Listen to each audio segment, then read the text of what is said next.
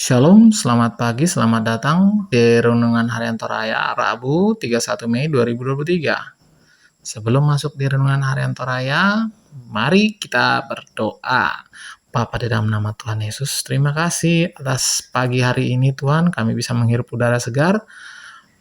Biarlah kami bisa dapat baca firman-Mu dan kami lakukan setiap hari di dalam nama Tuhan Yesus. Haleluya, amin. Pembacaan terdapat pada Matius 5 ayat 1 sampai 12. Matius 5 ayat 1. Ketika Yesus melihat orang banyak itu, naiklah ia ke atas bukit dan setelah ia duduk, datanglah murid-muridnya kepadanya. Maka Yesus pun mulai berbicara dan mengajar mereka katanya, "Berbahagialah orang yang miskin di hadapan Allah, karena merekalah yang mempunyai kerajaan sorga. Berbahagialah orang yang berduka cita karena mereka akan dihibur. Berbahagialah orang yang lemah lembut, karena mereka akan memiliki bumi. Berbahagialah orang yang lapar dan haus akan kebenaran, karena mereka akan dipuaskan. Berbahagialah orang yang murah hatinya, karena mereka akan beroleh kemurahan. Berbahagialah orang yang suci hatinya, karena mereka akan melihat Allah. Berbahagialah orang yang membawa damai, karena mereka akan disebut anak-anak Allah.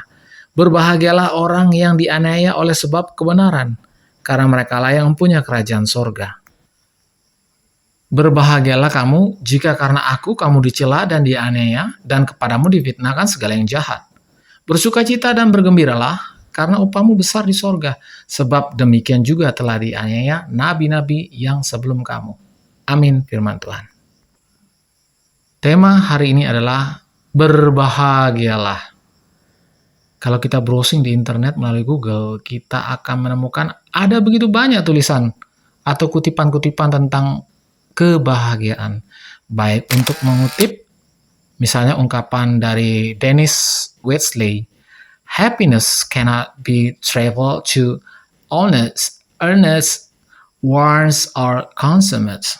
Happiness is the spiritual experience of living every minute with love, grace, and gratitude." Kebahagiaan tidak dapat dilalui, dimiliki, diperoleh, dipakai, atau dikonsumsi. Kebahagiaan adalah pengalaman spiritual hidup setiap menit dengan cinta, rahmat, dan syukur.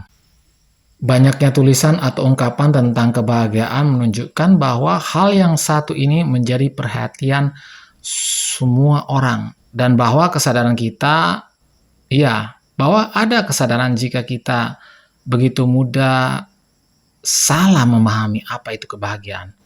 Khotbah Yesus di bukit sangat terkenal dan kita tahu temanya adalah hal berbahagialah. Ajaran Yesus yang disampaikan melalui ungkapan-ungkapan yang mengandung kebaharuan, novelty pada masanya, menempatkan hal berbahagia itu dalam konteks kerajaan sorga.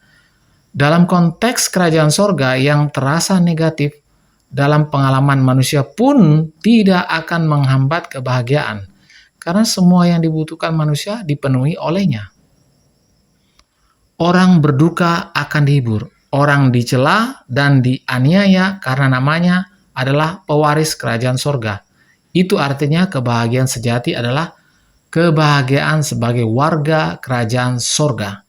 Bersama Kristus, Sang Raja di kerajaan kekal itu. Kita hidup dalam damai, mengalahkan semua yang menghambat kebahagiaan, kekhawatiran, ketakutan, ketamakan, kebencian, kekecewaan, iri hati, dan dengki, dan lain sebagainya.